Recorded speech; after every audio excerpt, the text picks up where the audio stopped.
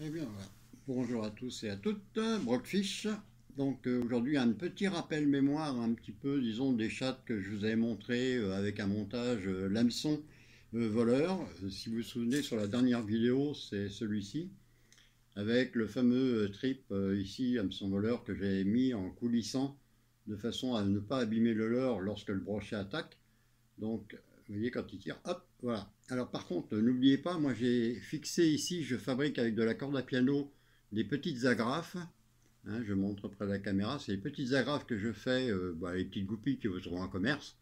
Vous passez le fil dedans, ça permet de faire une belle finition, quoi, c'est propre. Et devant, là j'ai mis la tête plombée ici en 15 grammes, bon, parce qu'il y a pas mal de courant, enfin bon, à la rigueur on peut changer, on peut passer en 10 grammes, c'est bien suffisant avec l'hameçon ici, et je mets un petit anneau brisé de façon à ce qu'il y ait une bonne nage pour le leurre. Voilà, n'oubliez pas surtout de passer dedans.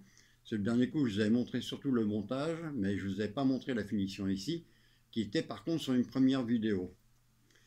Je vais régler un tout petit peu. Voilà. Là, ça c'était donc pour vous montrer donc les fameux shads effectivement que j'utilise avec l'hameçon coulissant. Ça marche très bien. Là, j'ai mis une petite aiguille anti-herbe. Là, en voilà un autre également que j'ai fait également. Ça ne gêne rien à la nage. C'est super. Encore un autre système ici également. Voilà, un autre chat que vous connaissez tous, le swing bet. Donc ici, avec le petit hameçon, enfin l'hameçon, j'ai mis un petit fil de corde de piano de façon à éviter les herbiers. Voilà, ce qui est également le même principe.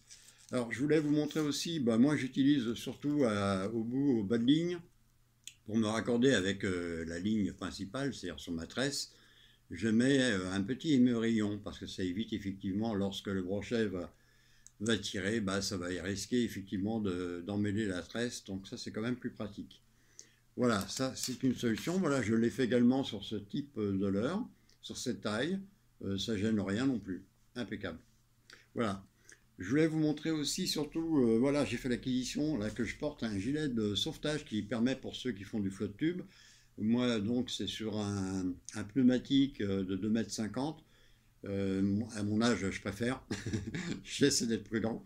Le gilet de sauvetage, l'avantage, c'est qu'on peut enlever effectivement les parties qui sont flotteurs à l'intérieur et vous en servir pour aller maintenant à la pêche à la truite.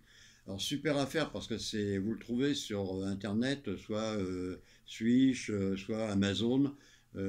Ça vaut dans les 20, il l'annonce pour 27 euros. Moi je l'ai eu pour 16 euros port compris, avec certaines réductions, puis avec différents achats. Vous avez des poches partout, impeccable. Moi j'ai installé même pour, si vous le voyez ici, pour mettre le portable avec une attache qui est extensible. Voilà, on risque pas, on peut prendre ses photos de ses prises et de ne pas risquer de faire tomber dans l'eau effectivement son portable.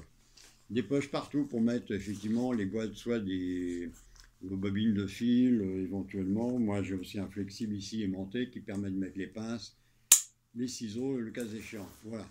C'est pour vous dire que c'est très pratique, c'est pas cher et ça peut vous aider au bord de l'eau.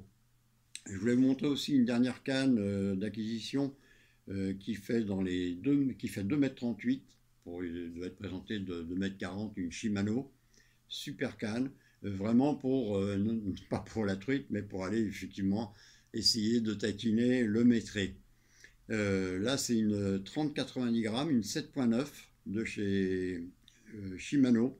Vraiment une très belle canne, je suis très ravi, et adaptée pour le casting. Voilà, avec effectivement une poignée qui permet de bien tenir sa canne sous son bras lors de la prise. Voilà, je vais vous montrer très rapidement aussi, c'est ma petite boîte de leurre. Moi pour la truite, je suis comme vous, hein, je suis impatient, j'attends. Alors j'ai préparé déjà la petite boîte ici avec, il y a la petite lame. Ici également le petit crank comme ceci avec la petite patule devant. J'ai mes cuillères également. Enfin voilà, ça c'est, disons, une petite préparation. Et la boîte ici avec les cuillères. Je vais vous l'ouvrir. Voilà, là si on voit bien. Hop, je mets en plongeant. Et voilà. Je crois que vous êtes tous pareils. vous êtes comme moi, vous êtes en train de préparer effectivement pour le 11 mars ici, donc à 8 heures, l'ouverture de la pêche.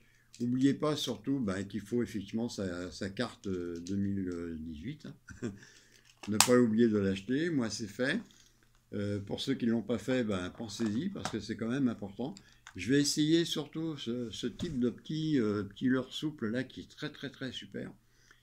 Qui également, je l'ai monté en texan parce que je sais que les rivières là vont être encombrées. Je pense qu'avec ça, on va faire beaucoup de prises. Je l'espère. Je suis comme vous. Moi, c'est ma première année effectivement que je vais faire donc la pêche à la truite. Je ne sais pas vraiment comment ça va se passer. Ceci dit, les rivières, d'ailleurs, je ne les connais pas. Ce sont des rivières donc de première catégorie. Je n'ai jamais eu l'occasion d'y aller encore. J'y ai été en prospection, mais je pense qu'il y a beaucoup de courant parce que le niveau d'eau est bien remonté. Je pense que ça va être très sympa. Je vous souhaite à tous une bonne ouverture. Et puis, à bientôt. Et si vous avez des questions, n'hésitez pas à me les poser. Je répondrai dans le meilleur des cas. Et de liker en bas le petit pouce bleu si la vidéo vous plaît. Si vous voulez continuer également, vous pouvez vous abonner. Et je vous dis, moi, à plus. Allez, bonne pêche.